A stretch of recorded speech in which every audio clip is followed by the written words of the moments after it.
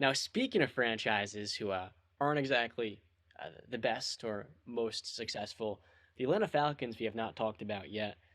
This is a team who they move on from Matt Ryan after well over a decade of high-level quarterback play.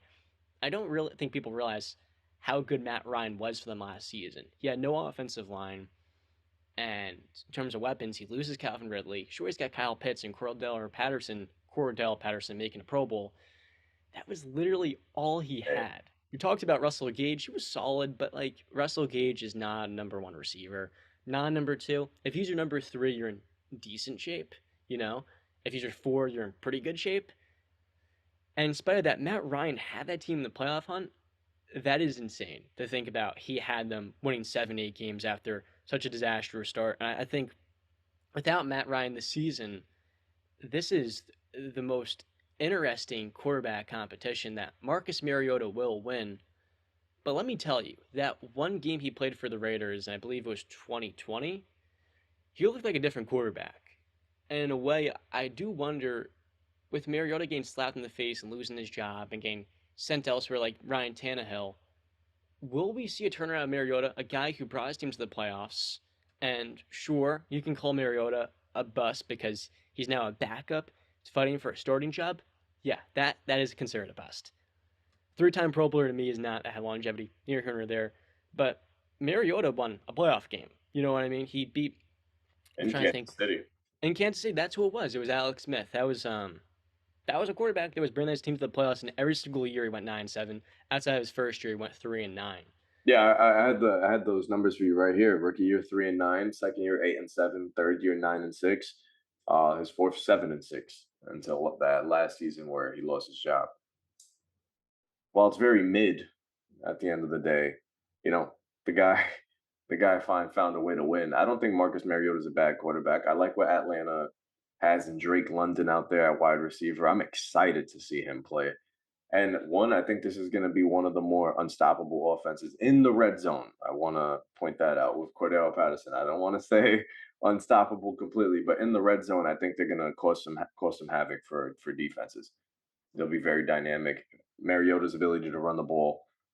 I think it's going to be a new, fresh taste out in Atlanta. So I want Mariota is a bad quarterback. I just want that to be put out there right there. He is a bad quarterback. Let's not come on. Um, yeah, I think he's the I think Mariota is gonna most likely he's gonna start this season. The real question, I mean, he's not the long term answer. We know that.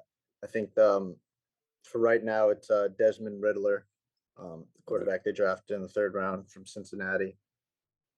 The real question is, it's not if he takes over; it's when he takes over. So they're going to lose games this year. Obviously, they're probably going to be somewhere in the top 10 in drafting in the draft pick for next year. So the real question is, halfway through the season, when they're not winning games, are they going to throw this young kid into the fire, or are they going to stick it out with Mariota for the whole season? Let Riddler really, learn as a backup. Maybe throw him in the last game or two to get see what he's learned and what he's got, or does uh,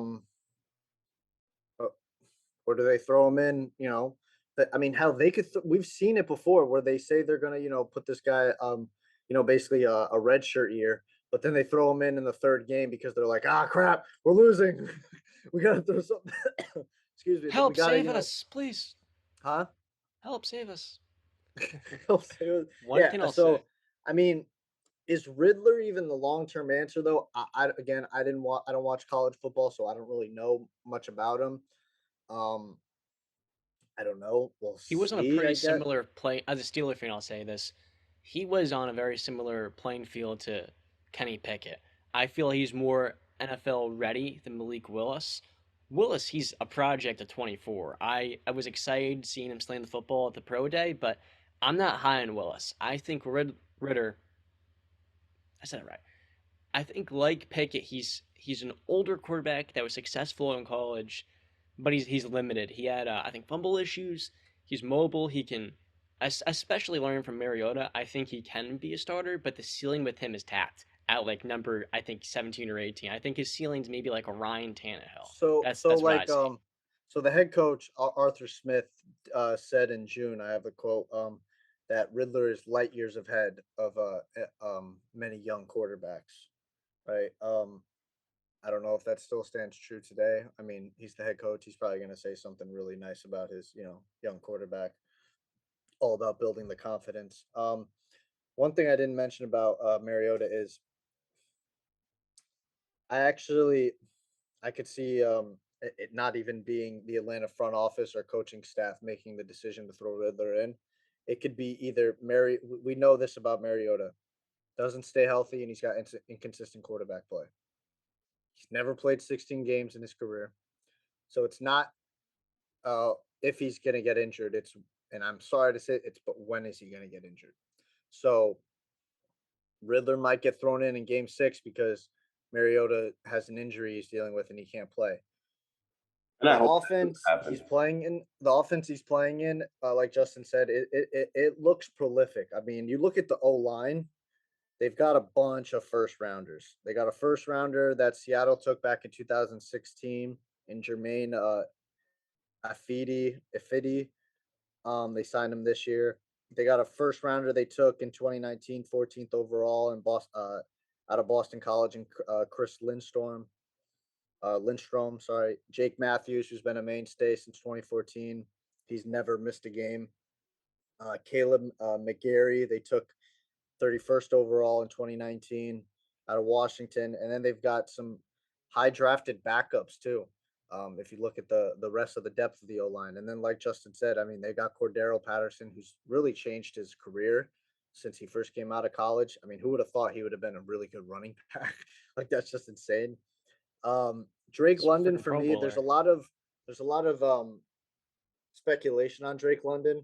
I think it was kind of a reach for what he's done in his college career. Because I think he only had one 1,000-yard season, and that was his last year in college. I'm not going to the big body Nate. I mean, 6'4", 220. So he kind of reminds you of like a Mike Evans, Larry Fitzgerald type. Not really the fastest guy, but he's physical, and so we'll see if that translate. I mean, listen, he could either be like those two guys I named, or Justin, you know this very well. He could be like a Nikhil Harry. Mm, yeah. Um, Now, Calvin Ridley's gone for the season, so we're not even going to worry about him. He's out for the season for suspension. Matt Ryan's gone. It's a not regime, a new Coaching age in staff. Atlanta. I get a new age in Atlanta. They did they did trade for Brian Edwards for what it's worth, and they signed Demir Bird, I who's do a think speed. that Brian Edwards move is very underrated. Very underrated. Yeah. Yes. He's very mid to me. I'll be honest with And you. I just want to say one more thing if you guys Fine. want to say something on Bird or Edwards, but the tight end that they drafted last year, Kyle Pitts, fourth overall pick. I believe he's the best tight end prospect since Vernon Davis in '06. And he lived up to the expectations. 68 catches, 1,028 yards, only one touchdown, but that's probably because he's getting a lot of coverage in the red zone. So definitely expect more than one touchdown this season. So So to hop on the Brian Edwards move, I'm a big fan of that. I always thought that he was a little bit underrated out in Vegas. Didn't get as much shine as he possibly could have. I mean, my only skepticism about this move is the quarterback play. Marcus Mariota doesn't really elevate his receivers. Example Corey Davis, so it, every wide receiver in that offense, their ceiling is a little capped with him under center, but he's not the long term guy. Desmond Ritter probably is, unless there's another one out there. But like I said, I'm still a believer in Atlanta. I like what they did last season. Even though Matt Ryan's not in the fold, I still believe they have some talent there where they're growing. They're building something. Nothing will ever help them recover from 28 to 3, but they're getting better. They're getting better. Man, if this team could just find the quarterback, they're in grand position to get right back to where they were. Mhm. Talk about Kyle Pitts, he's a stud. Calvin Ridley, Kyle Pitts is a superstar in the making. I mean, he's already a stud. I think in 3 years he could be looked at as the best tight end in the NFL. Calvin Ridley come back next season. Drake London. They're building a football team out here. They're just getting a bunch of size and athleticism on the outside. Cordell Patterson, he was literally one of the best running backs last year toward the end of the season. Then defensively, AJ Terrell in the secondary with Casey Hayward. There is a lot of star power on this team. And I got to give credit to Arthur Smith. He is a guy who, I mean, he's spent so much time working up, climbing up the ranks to become a head coach. He made a big time difference in Tennessee. Now he's coming here. Last year they massively overachieved. The fact, like, Chicago won 6 games last year and this team won 7. Those two teams overperformed. Like, I could have never believed this team would have won 7 games, and they did. The offensive line, talking about Jake Matthews, Lindstrom, I think if they can just be bad this season, which they surely will, playing the AFC North, and then they got to play the Saints twice, the Buccaneers twice, and hey, I think maybe they can beat Carolina, but I wouldn't be surprised if they go 1-5 or maybe even 0-6 in this division. That's how The schedule is brutal.